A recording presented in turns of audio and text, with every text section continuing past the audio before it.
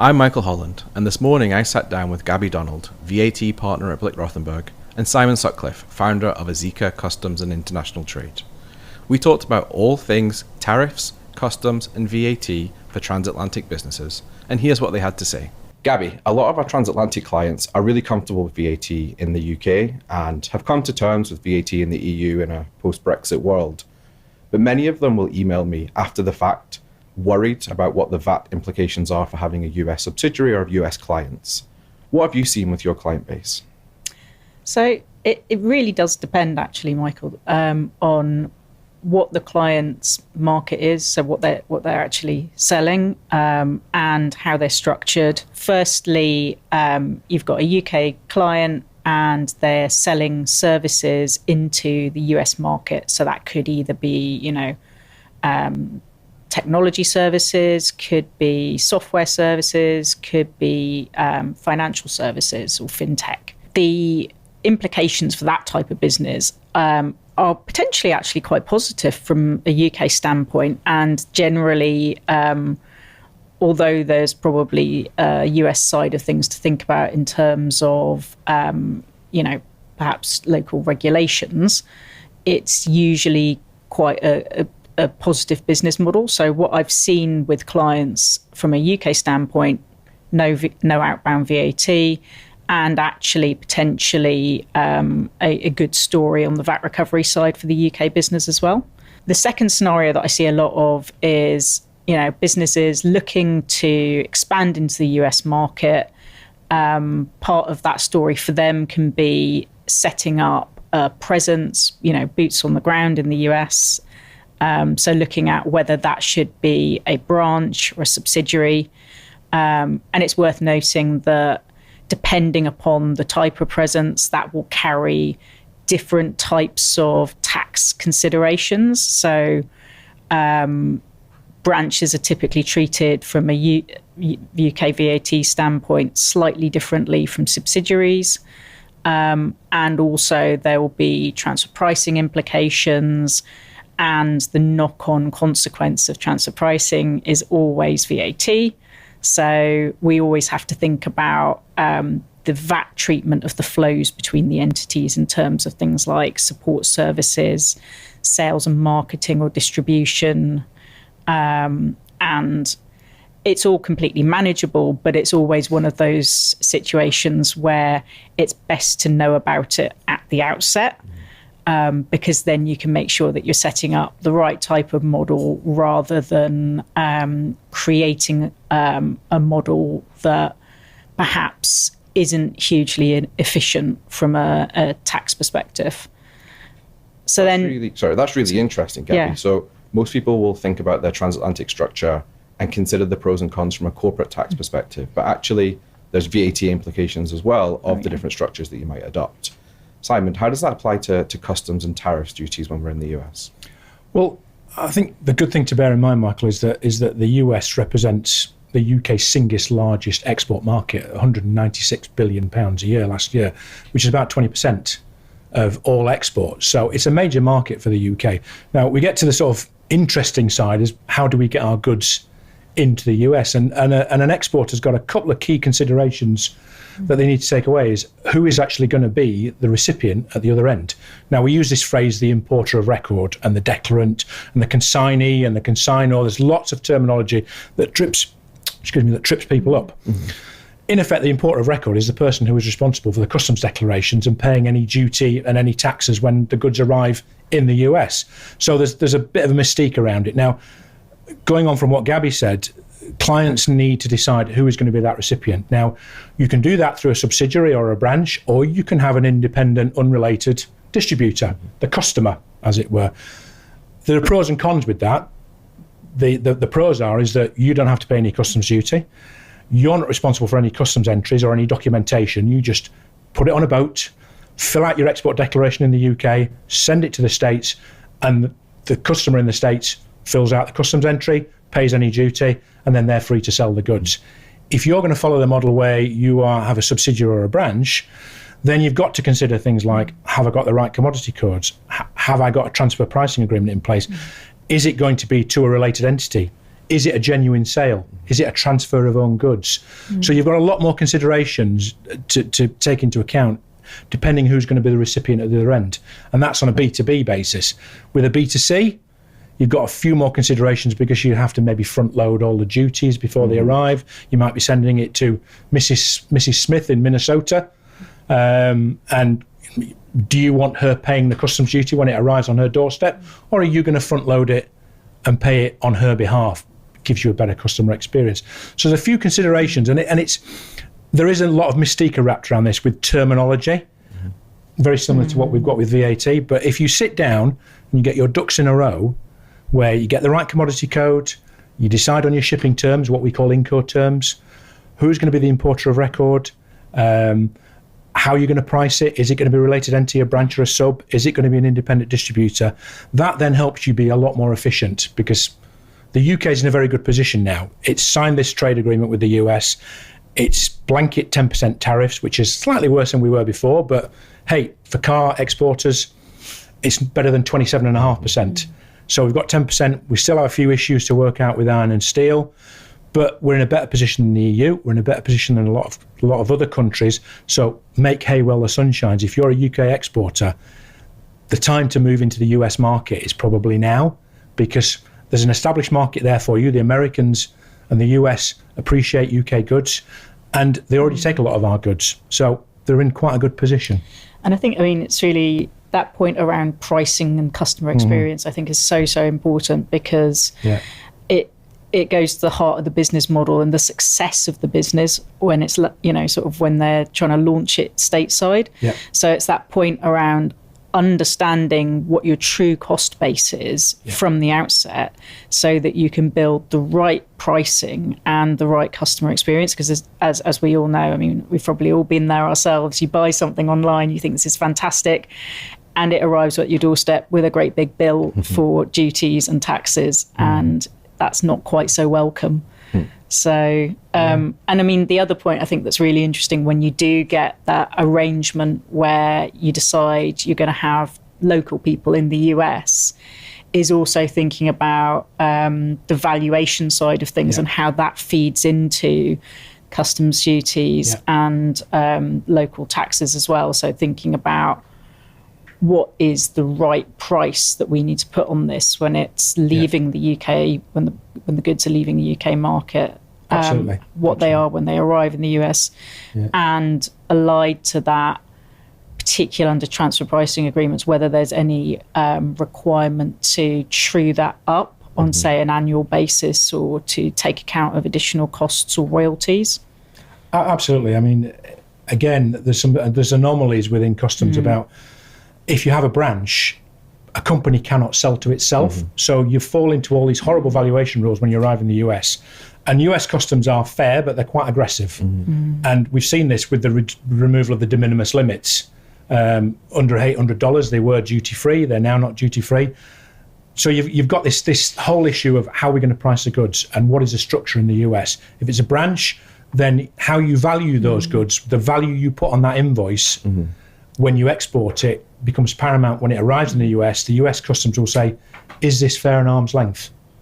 Is it a genuine sale? If it's just a transfer of stock, then you find yourself into a horrible situation where you're having to look at different ways of valuing your goods, which might not be as advantageous. Again, they're quite aggressive in terms of rules of origin. We've seen this with where the UK is at the moment.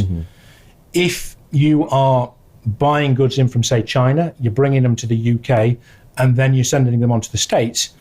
Number one, you've got a double duty situation where you're clearing it into the UK, then you're sending it onto the States. But you've also got an issue of, just because you've shipped it into the UK and you send it onto the US, then those goods are still technically Chinese origin. So the duty rate that will be charged on them and the duty that will be levied on them will be a Chinese rate, not a UK rate. So it's something to bear in mind. The CBP, which is the American Customs Service, have sent out all this documentation saying, please don't illegally transship, which means don't bring it in from China into the UK and then pretend it's UK origin, because if we catch you, then there'll be a huge fine. So there's documentation that you've got to get ready, and Gabby's touched on that briefly. There's lots of documentation, like origin certificates, invoices that state the true value, the shipping terms, how they know the value that's on them. So, but if you get those right, then your goods will move seamlessly. If you get them wrong, then you'll be stuck, in a New Jersey port somewhere while an American customs officer goes through all your documentation. I mean, a perfect example is I had a client who bought textiles from Sri Lanka. And this was during President Trump's first administration.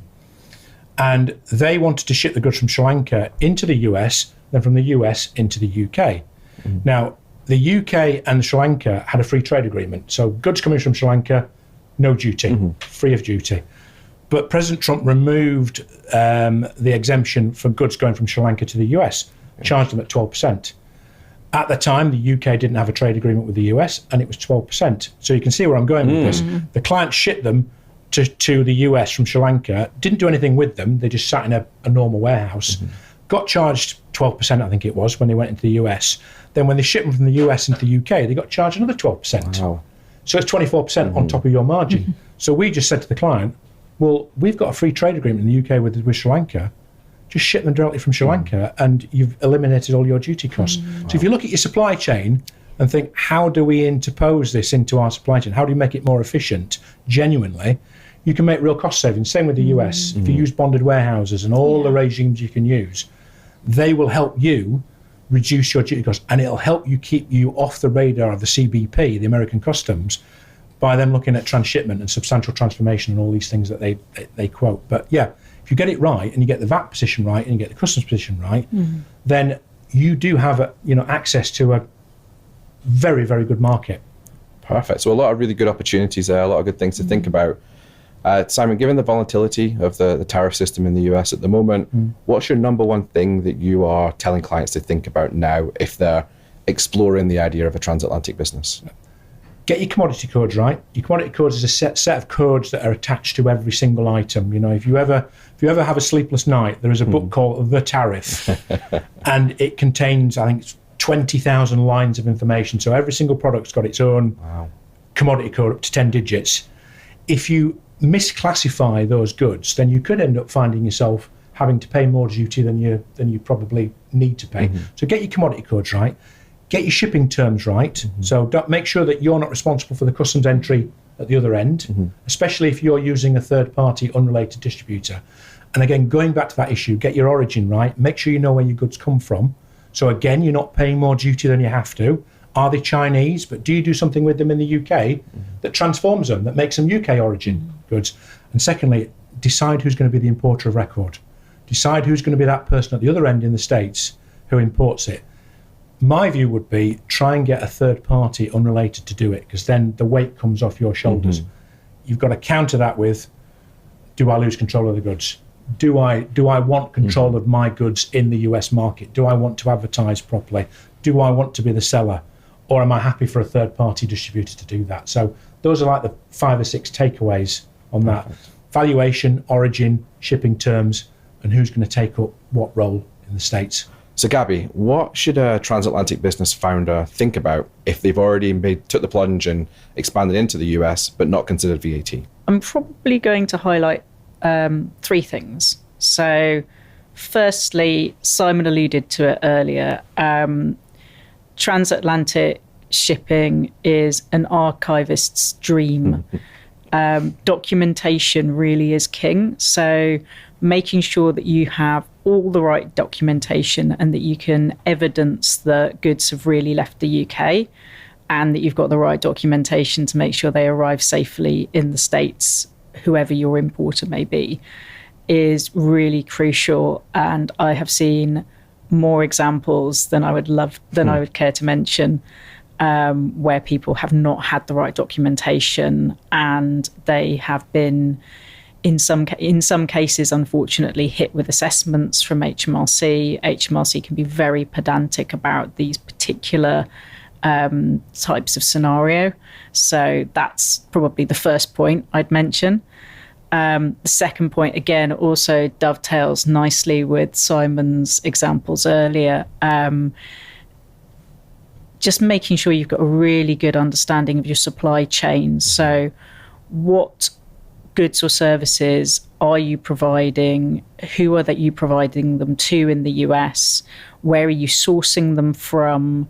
What are you doing to them? Is there any manufacturing or finishing or commissioning happening? If so, where is it happening? Really kind of making sure you've got a good handle on that so that you can maximize any efficiencies, because at the end of the day, making sure you've got a really slick supply chain is going to help you so much from a pricing and commercial perspective. And then the last point, and probably a little bit of an elephant in the room so far, US sales taxes. So the US doesn't have a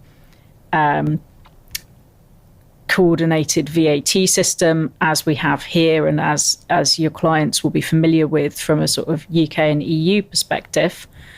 What it unfortunately has instead is a bit of a patchwork of sales taxes that are state specific.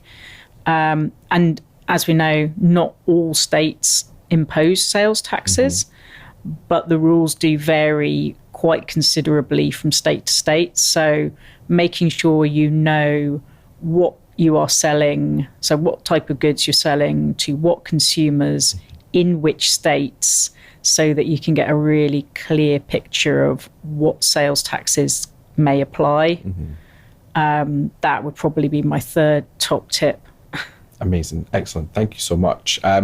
So if any of this has resonated with a founder or a CFO, for a good reason or bad reason, what do you suggest their next action is? What should they do? I would say strike while iron's hot. The UK is in a great position with the States, and if you get yourself a good marketplace in the US, with us being at 10% compared to our competitor nations, then now is the time to do it.